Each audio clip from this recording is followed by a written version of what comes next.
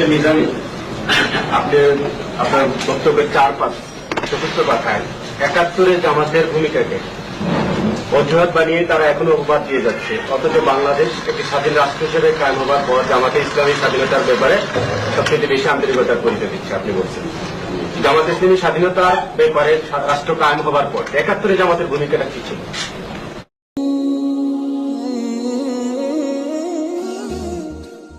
এরকম আমরা বলেছি একাধিকবার, আমাদের সে সময়ে রাজনৈতিক অবস্থানটা ভিন্ন ছিল, এটা সকলের জানা। কিন্তু আমরা বাংলাদেশের বাস্তবতা মেনে নিয়ে এখানে বাংলাদেশের স্বাধীনতা সার্বভৌমত্বের হেফাজতের জন্য আন্তরিকভাবে প্রচেষ্টা চালাচ্ছি। এই দেশকে একটি আধুনিক কল্যাণ রাষ্ট্রে পরিণত করার জন্য আমরা চেষ্টা করে যাচ্ছি। আপনি বলেছিলেন, আবার বলছেন যে 71 সালে ভিন্ন প্রেক্ষাপটে দেশের জনগণ পাকিস্তান থেকে আলাদা হওয়া এই স্বাধীনতার জন্য প্রয়োজন মনে করেছে। আপনারা প্রয়োজন মনে করেছিলেন কিনা? আমাদের অবস্থান তো ভিন্ন ছিল, সকলে জানে, কিন্তু জনগণ যেটা মনে করেছে, যেটা বাস্তব, সেটাকে আমরা মেনে নিয়েছি। এটা সকলেই বোঝে, বিবেকবান সকলেই বোঝে। এই দেশ এখন, এই দেশের জন্য এখন শান্তিপূর্ণ একটা পরিবেশ প্রয়োজন। এই দেশের ক্ষুধা, দারিদ্র, বেকারত্বের অভিশাপ থেকে যদি দেশকে মুক্ত করতে হয়, তাহলে একটা শান্তিপূর্ণ সহাবস্থানের প্রয়োজন। জাতিকে ঐক্যের দিকে ধাবিত করা প্রয়োজন, অনৈক্যের দিকে নয়, বিভক্তির দিকে নয়। তাহলে এটা আপনাদের বিরুদ্ধে একটা হুমকি, এই হুমকির বিরুদ্ধে আপনারা এটা হুমকি গোটা জাতীয় অস্তিত্বের প্রতি। আপনাদের প্রতি দেশ থাকলে আমি থাকি, না থাকি অন্তত আপনারা থাকি। কাজে আমরা আমাদের কিভাবে নয় চিন্তায় অস্থির হওয়া উচিত না, দেশের কি হবে, জাতি কি হবে সেই চিন্তা করা। আরেকটা জিনিস বলেছেন যে স্বাধীনতার পর এখন স্বাধীনতার পক্ষ বিপক্ষ শক্তি কোন প্রশ্নই আসে বিভিন্ন দেশে যখন স্বাধীন হওয়ার পরে পক্ষ বিপক্ষের শক্তি বলে একটা কথা এক্সাম্পল দেন, একটা এক্সাম্পল দেন আপনি এবং বলে দিয়েছেন না কথা বুঝতে হবে না। আপনি একটা এক্সাম্পল দেন যে পৃথিবীর কোন দেশে দেশ স্বাধীন হওয়ার পর এইভাবে স্বাধীনতার পক্ষ এবং বিপক্ষের কথা বলে বছরের পর বছর রাজনীতি করা হয়েছে। একটা এক্সাম্পল দেবেন, একটা এক্সাম্পল যারা যুদ্ধ অপরাধী ছিল নাম বলে আপনি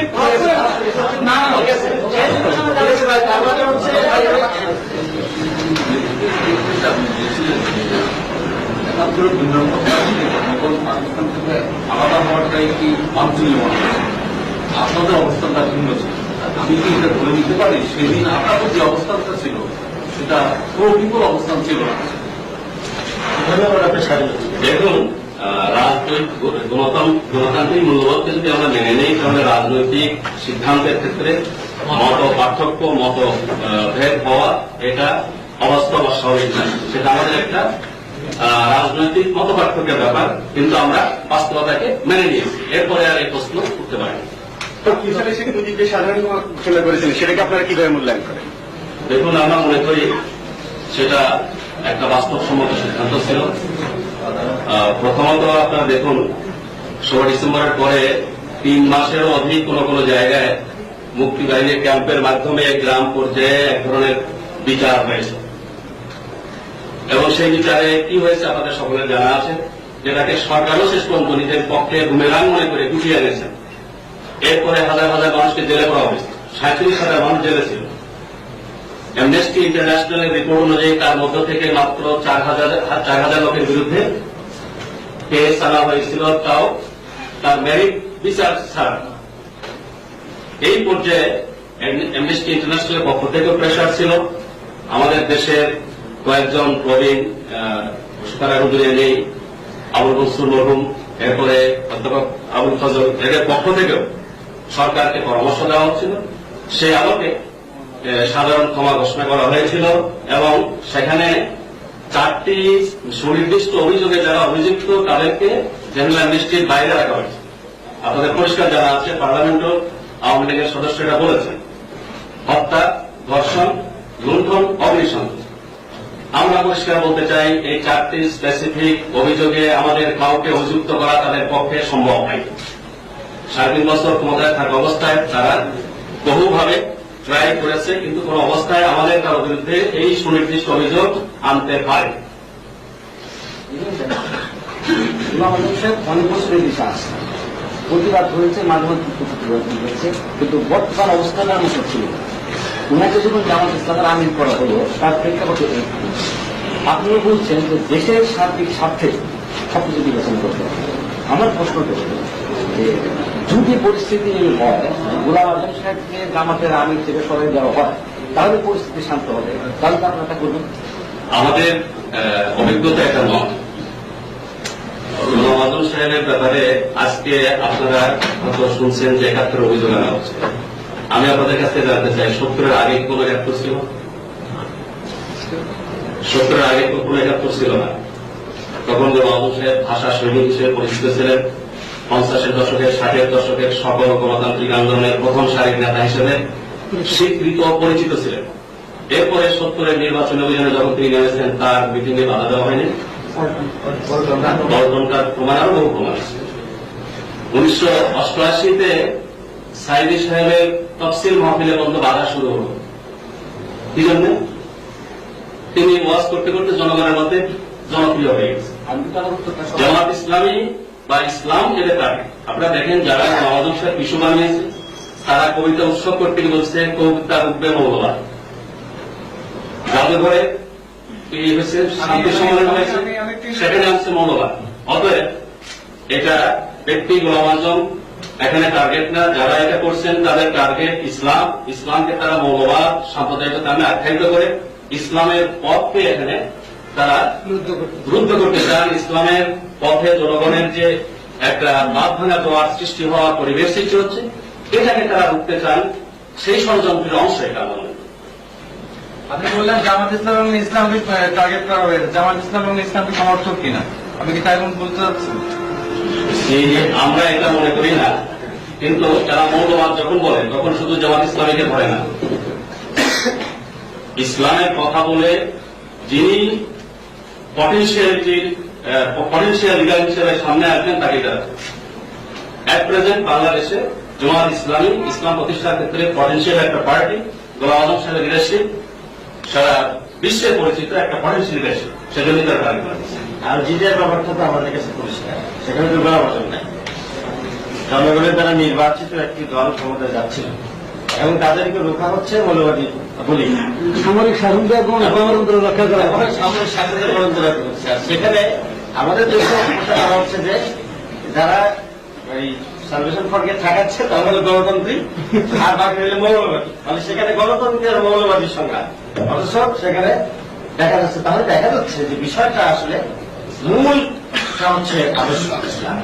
এক এক জায়গায় এক একটা কৌশল তারা বলে গোলাম আজম এবং জামাত ইসলামের বিরুদ্ধে যাদের কলম সোচ্চার, যাদের মুখ সোচ্চার, তারা কিন্তু আলজেরিয়ার বিরুদ্ধেও সোচ্চার, আলজেরিয়ার ইসলামিক সালভেশন ফ্রন্টের বিরুদ্ধেও সোচ্চার। কাজে এখান থেকেই বুঝতে হবে আসল রহস্যটা কোথায়।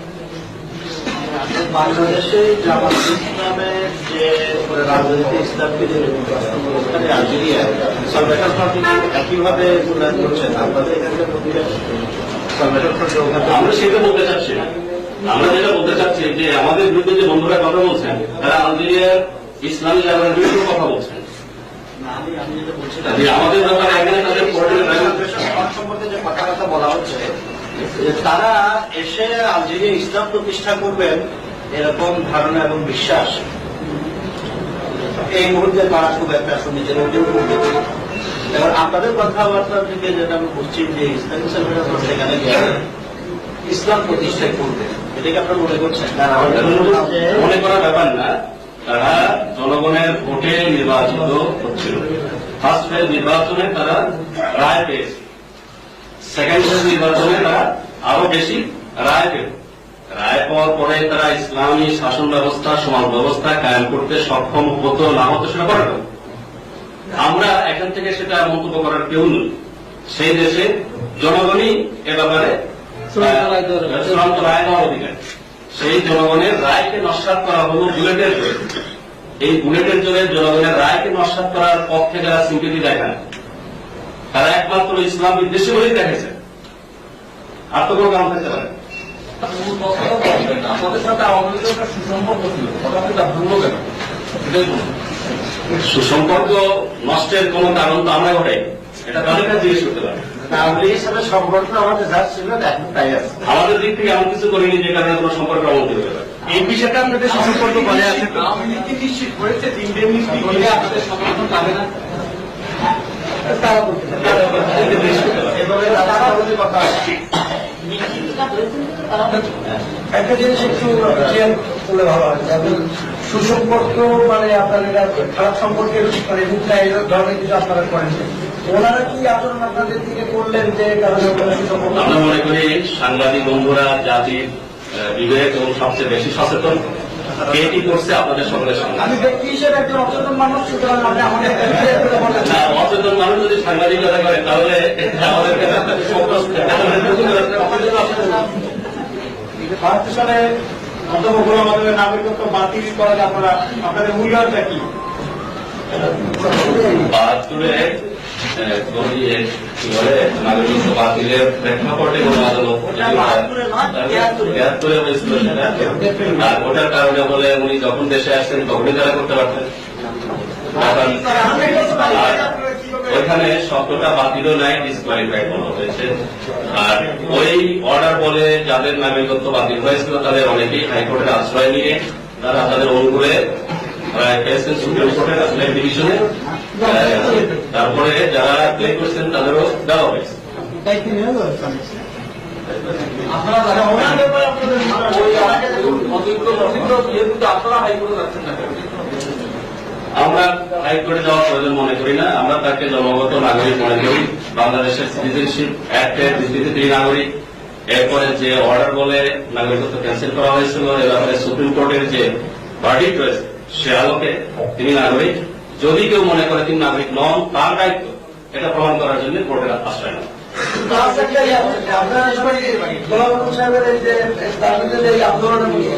বিদেশি শক্তি জড়িত আসলে মনে করেন? দেশবাসীকে সব ব্যাপারে তথ্য দেওয়ার দায়িত্ব সাংবাদিক বন্ধুদের।